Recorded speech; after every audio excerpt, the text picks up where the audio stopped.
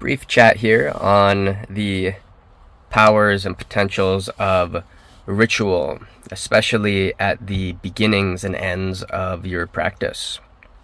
So, why this is so important is it's very, very easy to begin to trivialize our practice, to ourselves even, where we go through the motions of the practice. And the underlying theme that we want, or the underlying feeling, is that this is the most important thing that you can be doing right now. It has your full attention. There's no, oh, well, next time I'll do it a little better. No, right now and every time you practice, you do it to the best of your ability. And in order to help unify you, integrate you, and align you to that capacity, to that capability to engage in your practice to the best of your ability, it's very worthwhile to have a type of ritual that you do in the beginning to tune you in.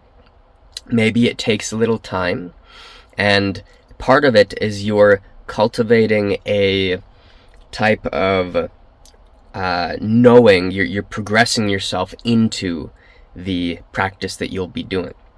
So by it taking a little time, you're signaling to yourself, hey, I'm about to do something that's very important.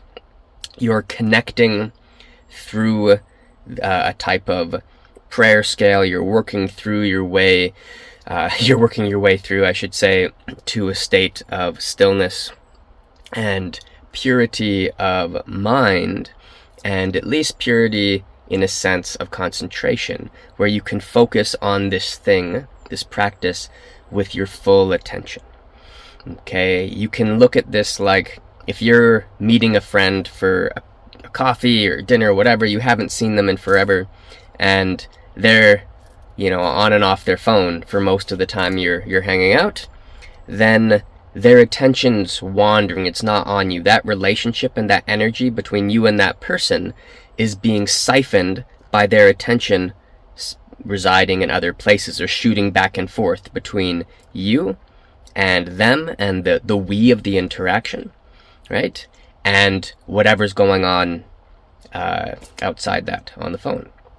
So from a spiritual perspective, if we're working on meditation, whatever it might be, we don't want our mind to be wandering off to other things, especially if you're working with deity type yoga and processes like that, evocation, etc. You could look at it as fairly fairly rude to be trying to tune into something that has such vast intelligence, energy, awareness, consciousness, and then your mind every few seconds is shooting around to taking the garbage out, or whatever emotional thing that might be going on in your life that day or at that time. We want to really tune in to what we're working on. Okay, so the attention needs to be clear, it needs to be pure, it needs to be focused. This is different from how could we say it, like forcing concentration onto the object of your activity here, onto the spiritual practice. Instead of enclosing yourself into it, we use the ritual to release ourselves into it. And this is a very, very big difference here. In the beginning, you might need to use the condensation of concentration in the will to force this a little bit, but we want to progress to releasing into it. And this is where big change happens. So then that's to get you into it. Then at the end of the practice, we also would want to indicate, of course, gratitude, stay in that place of concentration, respect, stillness, and emergence. And when we close the practice, it's, of course, with gratitude moving forward, and in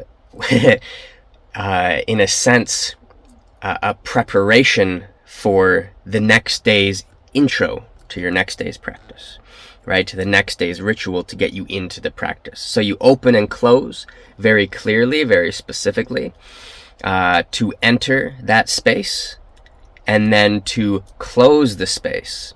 And this is paramount.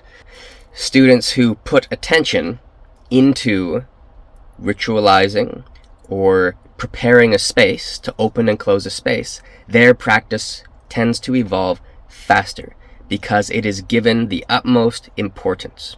You can still look at it as an indication of respect, alignment, unity, and appreciation for the part of yourself that you're attempting to find communion with, if that's the particular spiritual paradigm that you're working in. Okay, I hope you enjoyed this. Thanks for your time. Bye.